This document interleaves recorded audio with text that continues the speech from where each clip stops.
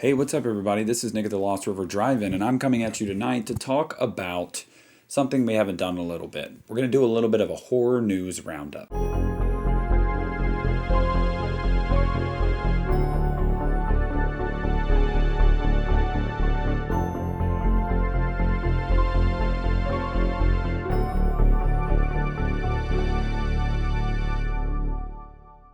So in today's video, I want to talk to you guys about some horror news. I want to get into a few stories specifically, and I want to give you guys my thoughts on them. The first piece of news that came out 2 days ago, which surprised the hell out of me, Jason Blum talking about the Exorcist reboot. Well, we got a piece of news 2 days ago from Jason Blum where he confirms Blumhouse will produce the new movie. Here's where it gets really interesting. Jason Blum goes on to say that this film will be a sequel to the original film.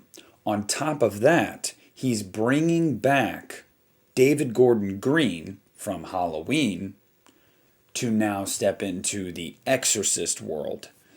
And then goes on to say that this movie will be a lot like Halloween 2018. It's going to be like David's Halloween sequel. He then goes on to say, we had a lot of skeptics about Halloween, and David turned them around. And I think he's going to turn them around with The Exorcist. We have a director, David Gordon Green. We have a production company, Blumhouse. We have a general idea of what the movie is going to be, and it's going to be a sequel to the original, ignoring everything else.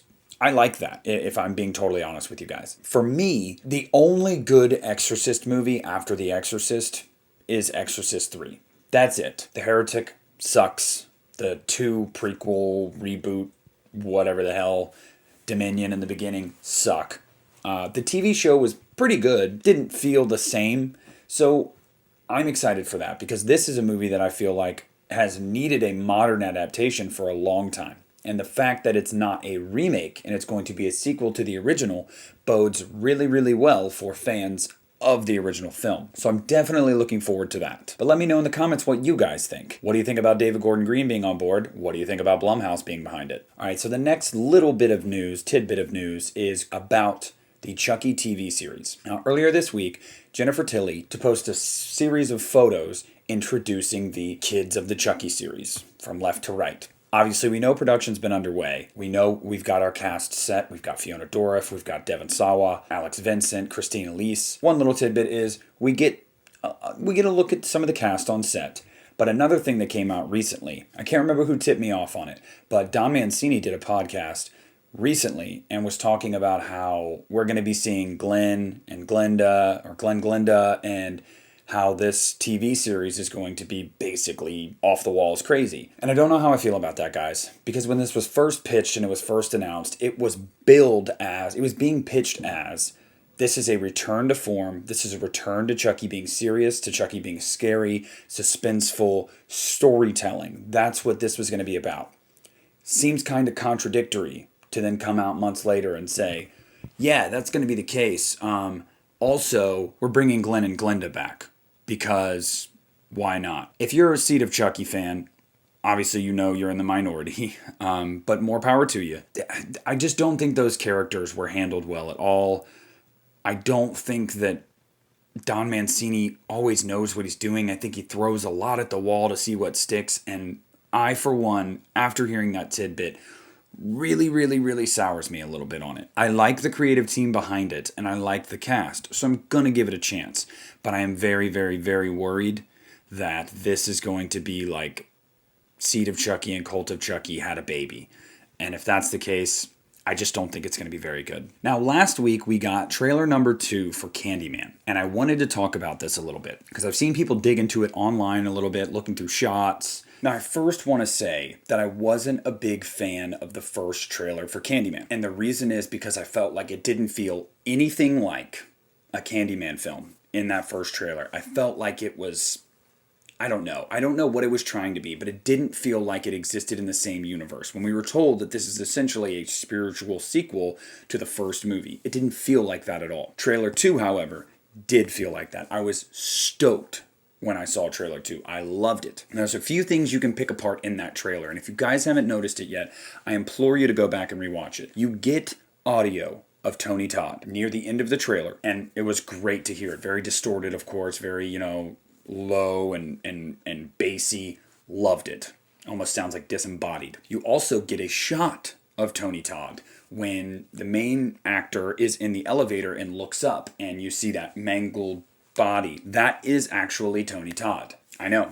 It's crazy, right? Weird. I feel like this trailer gave me everything I needed to see to know that, okay, this does feel like this is going to work. I can dig this. We see the hook. We see the bees. We hear the voice.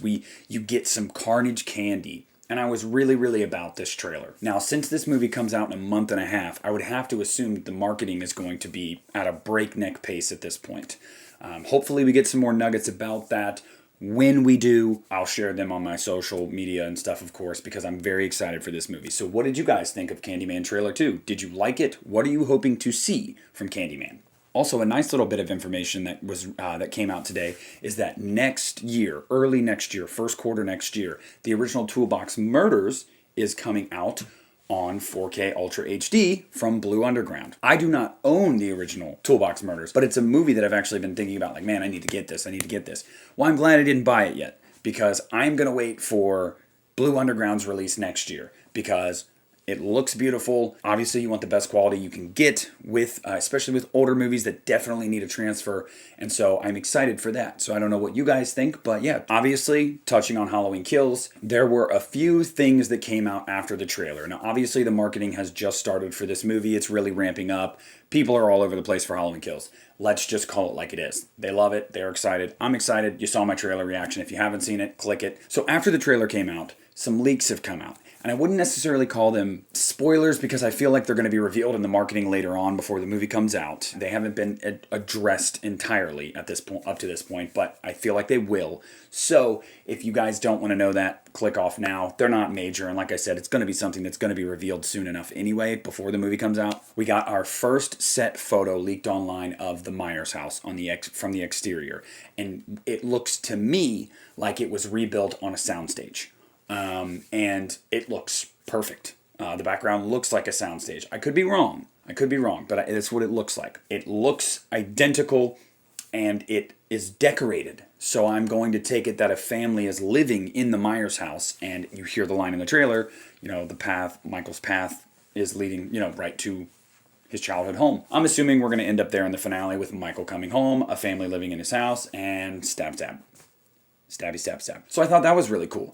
Another thing is we had another casting update for Halloween Kills. Thomas Mann has apparently been cast as young Officer Hawkins in a flashback scene from 1978, which I'm really excited about this flashback scene, because you hear little bits and pieces from Hawkins and the sheriff and Laurie in 2018. But obviously, we'd never seen these things because you created this new timeline. So I'm excited for this flashback scene. We've also seen leaked photos from the flashback scene of Michael's mask, and Michael it looks amazing. Christopher Nelson did a fantastic job. Definitely looks like it could have existed, like that's 78. I believe that happened that same night that movie was. And the final thing I want to end this video with, guys, is a bit of information that part of me doesn't want to talk about it, because it's not that substantial, but it is at the same time. I want to preface this by saying that I'm not going to get into details of who, what, when, where, why, none of that. I will say this. The wheels may be turning on a Nightmare on Elm Street movie. So when that was brought to my attention, I reached out. He works for Bloody Disgusting. That's all I'm going to say. There's plenty of writers there. I'm not going to get into more than that. And basically, I approached him about, hey, have you heard any rumblings about a new Nightmare on Elm Street movie? And this is what he told me. Yes, there is a story idea that has pretty much been locked. There is a lead actress that they're really eyeing to be the lead actress for it. However, no official announcement is impending as of right now, because apparently the rights issues are far more complicated than anticipated. Well, when the rights reverted back to Wes Craven's estate, a lot of people thought it would just be as simple as get in touch with the estate, go from there. If they allow you to greenlight, there you go. Doesn't sound like that's the case. It sounds like there's multiple cooks in the kitchen here. I further pressed him about, okay, so are you telling me that there is an idea in place and they're waiting to greenlight it? And he said, not necessarily. What he was saying is, there is something they have in mind and an actress they have that they want to lead this story with. However, there's no director, there is no production company behind it. There is nothing like that. It's simply an idea that is being pitched that apparently is well received, and an actress that they have in mind to lead that idea. To give the Freddy fans a little hope, though, my source followed up with this. I asked him, well, do you think it'll happen? He said, you'll be seeing Freddy soon enough, because although the rights issues are complicated, apparently Hellraiser's rights issues were far messier, and that got done. So, nothing super substantial, except to whet the palate and let you guys know that Freddy has not been forgotten about. They're actively taking these ideas. They're actively listening to them. The wheels are turning. The wheels are in motion. The quest to get the rights is ongoing. I think this should be obvious to a lot of people, because with how well Halloween did in 2018 and how much talk Halloween Kills is driving up, and then you had Child's Play's reboot, and you have Hellraiser coming out, and Candyman, and all that.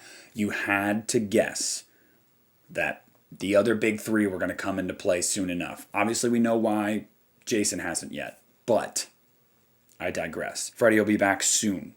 Soon. That's what it sounds like. That is today's horror news. I just want to say thank you so much to everybody that has joined the Patreon over the past week. I truly, truly appreciate it. We have a new skit coming out next week called Michael Myers Lands a Job Interview. It's going to be as cringy as it sounds. And I really hope you guys will consider becoming a patron. Even just the $1 tier gets you access to the skit. Took me a while to film it. I'm proud of it, and I'm excited to show you guys. Make sure you subscribe, comment, leave a like, turn on the bell for notifications. And this is Nick from the Lost River Drive-In. After giving you your daily dose of horror news, pulling out.